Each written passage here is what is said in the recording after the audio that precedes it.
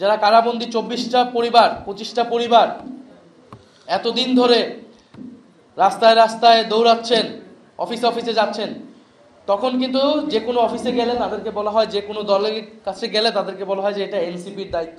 আপনাদেরকে এরকম বলে কিনা যে এনসিপি গণঅভ্যুত্থান করছে, এটা এনসিপির দায়িত্ব, আপনারা তাদের কাছে যান।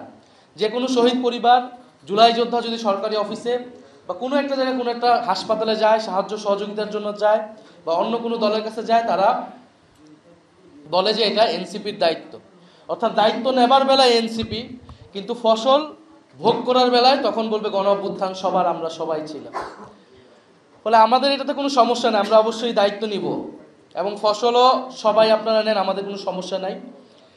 কিন্তু আমাদের অনুরোধ থাকবে, আহ্বান থাকবে যে গণ অভ্যুত্থানের পরে বাংলাদেশ যেই দিকে যাওয়ার কথা ছিল, বাংলাদেশ সেই দিকে আগানোর কথা ছিল, সেই রাস্তা আপনারা অবরুদ্ধ করবেন না, বাধা হয়ে দাঁড়াবেন না।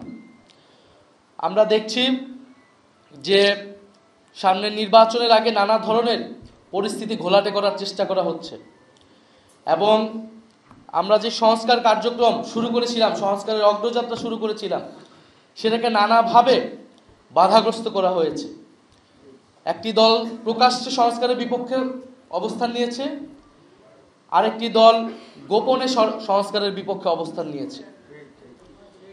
ফলে এই কারণে কিন্তু আমরা সংস্কার নিয়ে একটা সমঝোতায় আসলে পৌঁছাতে পারি নাই।